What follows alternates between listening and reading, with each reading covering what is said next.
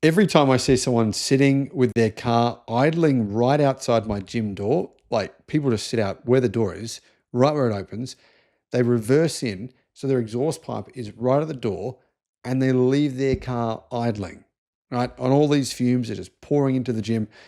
Every time I see that, or I see someone just sitting there with their car idling, they've got the window down and they've got a diesel vehicle, and you can often see when the wind is blowing those fumes back into their window inside their car. It reminds me of this guy. It reminds me of the guy making 100,000 US dollars doing almost nothing, but he's actually doing us all a service. Hello, my friends. Welcome to the channel. I'm Sam Evans. You're watching The Electric Viking. Great to have you with us. What is this story all about? Well, okay. I would encourage anyone who thinks that the fumes from your exhaust pipe are okay, they're not a big deal, don't really matter. I'd encourage them to basically turn on their engine or an engine to one of these diesel vehicles in particular, park that vehicle inside a garage. You can have a big garage if you want, have a 4-car garage. I'd encourage them to do that and then spend a whole bunch of time in that garage. See how they feel after a few hours. There's a guy making 100,000 US dollars by snitching on New York City's most irritating traffic offense. Trucks and buses are not allowed to park and idle, and one guy's making a ton of money.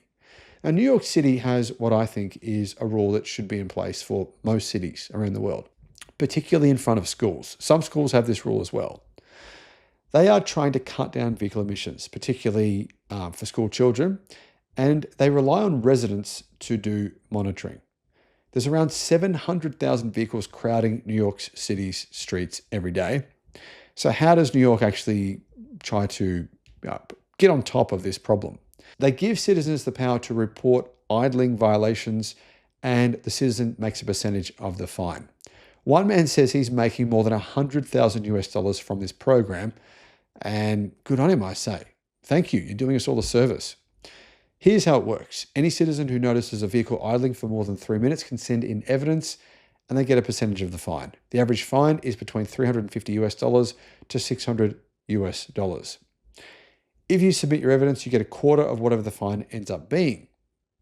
So a guy called Streeter, that's what he calls himself, Streeter, he said he makes more than 100,000 US dollars a day.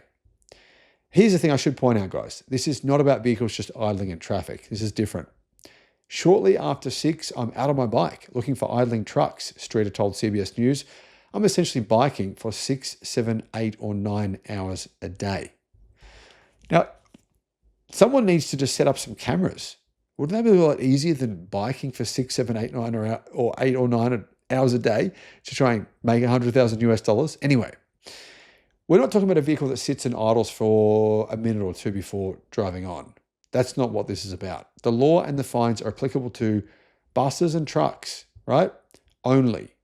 On top of that, the fines only go out after someone documents the vehicle in question for idling for at least 3 minutes, and not when it's stopped at a traffic light, when it's just sitting there, right? For no reason. If a bus is loading or unloading passengers, that's fine. It can do that. If it sits and idles after either of those processes for no reason, the bus is just sitting there, the guy's waiting for something, or not for passengers, but it's just sitting there, then that's when they get a ticket. Now, this also applies in front of school zones. And in front of school zones, not all of them, but some of them, they have similar rules, right? Where you can't just sit there and idle your car. And this is a big problem at school zones. People sit there and idle their diesel-powered cars, particularly, and for a long time. And imagine the haze of fumes that are covering these school grounds. This isn't a new idea. Streeter just became a pro at making money off trucks and buses sitting there and idling their engines. For at least 6 years, New Yorkers have reported making serious money through this arrangement, says Car Scoops. Back then, Vice News produced a video said, how to get rich reporting on idling vehicles in New York City. Now, the crazy thing is, you would think some of these Muppets getting these fines would have learnt their lesson, but they keep on doing it. It's amazing. Most of the individuals engaged at the time that are actually doing this job have personal stories about how poor air quality has affected them. One highlighted how wars are fought over oil and idling wastes that commodity. So this is to them a serious personal issue. It's not just wanting to make money. However, some of these people who do this job, they're being called clean air vigilantes, and sometimes they face threats. This guy said, I've been chased, I've been swung at, I've been pushed, punched. People see what you're doing and they try to attack you. Truckers are, they're angry with the system. Zach Miller, a lobbyist for the Trucking Association of New York, explained that many drivers feel targeted. They see it as a bounty hunter system. I see it as an easy solution. Don't sit there idling your engine for more than 3 minutes. It's pretty simple. I don't do it, right? Why do you need to do it?